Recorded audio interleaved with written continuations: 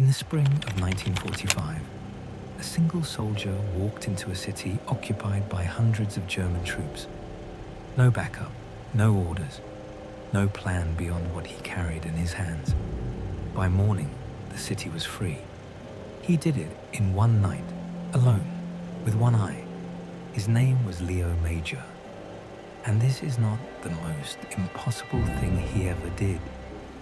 Leo Major was 22 years old when he landed on Juno Beach on June 6, 1944, one of thousands of men in a landing craft, waiting for a ramp to drop on a beach already zeroed in by German artillery. When the ramp dropped, men died before they hit the sand. Major moved forward.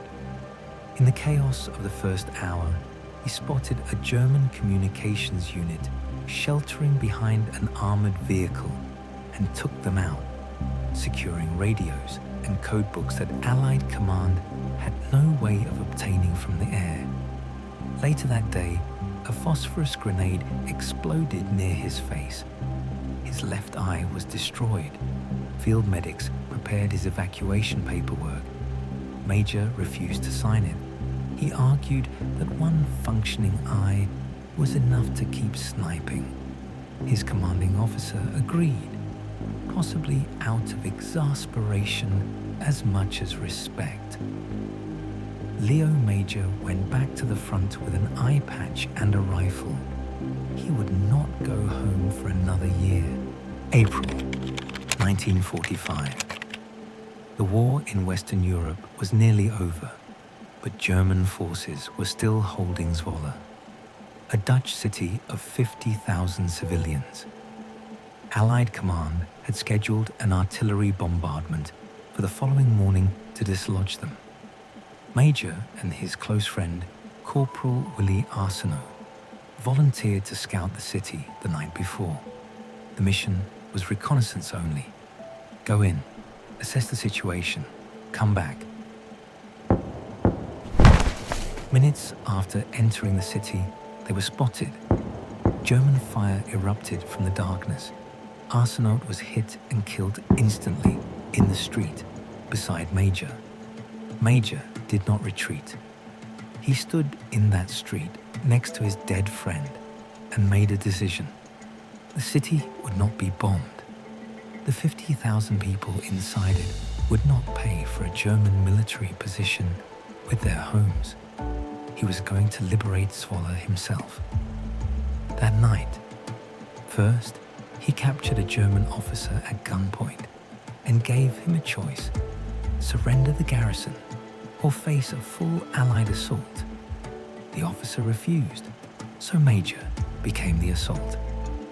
For hours, he moved alone through the occupied streets, attacking positions from multiple directions, storming the SS headquarters, killing 4 soldiers in close combat, while the other 4 fled into the dark. He threw grenades down empty streets and fired continuously from different locations, creating the sound and chaos of an entire force advancing through the city. The German garrison believed they were surrounded. Units began withdrawing.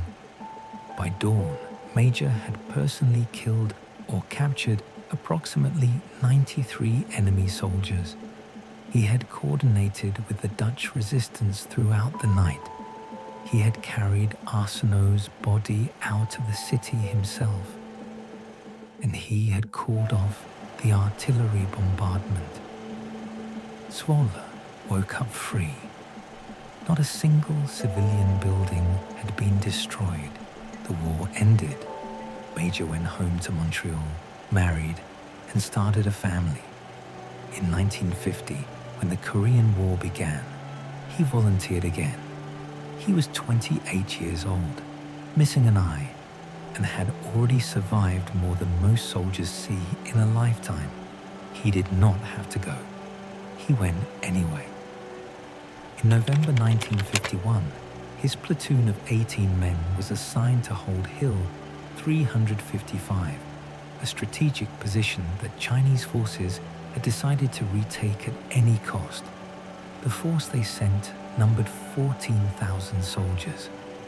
When the assault began, Major did not wait behind the defensive line. He moved forward, alone, into the darkness between the positions, directly into the advancing Chinese formation, and began firing from inside their own ranks. An enemy force does not expect to be engaged from within itself. Units halted. Officers lost track of where the fire was coming from. The coordination of the assault broke down. Major kept moving through the dark, kept firing for the entire night. By morning, his platoon of 18 men had held Hill 355. The Chinese forces withdrew. For his actions that night, Major received a second Distinguished Conduct Medal, one of the highest honors in the Commonwealth military. He is one of the very few soldiers in history to receive it twice in 2 different wars. After Korea, Major came home for the last time. He raised his family in Montreal, worked ordinary jobs, and rarely spoke about the war. When he was first offered the Distinguished Conduct Medal after Zwolle, he refused it outright. He told the presenting officer directly that he would not accept a decoration from a command that had sent men to die in poorly planned operations, a reference to Field Marshal Montgomery's handling of Operation Market Garden, which Major considered a catastrophic failure of leadership that had cost lives unnecessarily. He only accepted the medal years later, under different circumstances. He did not liberate Zwolle for a medal. He did it because Arsenault was dead in that street. 50,000 people were about to lose everything, and he was the only one there. The people of Zwolle never forgot. In the decades after the war, Major returned to the city many times. He was not received as a visiting veteran. He was received as the man who had saved their city. He was welcomed into homes, celebrated in the streets, and honored by the municipality. Dutch families who had been children during the occupation grew up knowing his name. The bond between Leo Major and Zwolle lasted the rest of his life. He died on January 12, 2008, at the age of 87 in Montreal. The city of Zwolle held an official period of mourning. A Canadian soldier they had never asked for, who arrived alone in the middle of the night with one eye and a rifle, had become part of their history forever. He never thought that was remarkable.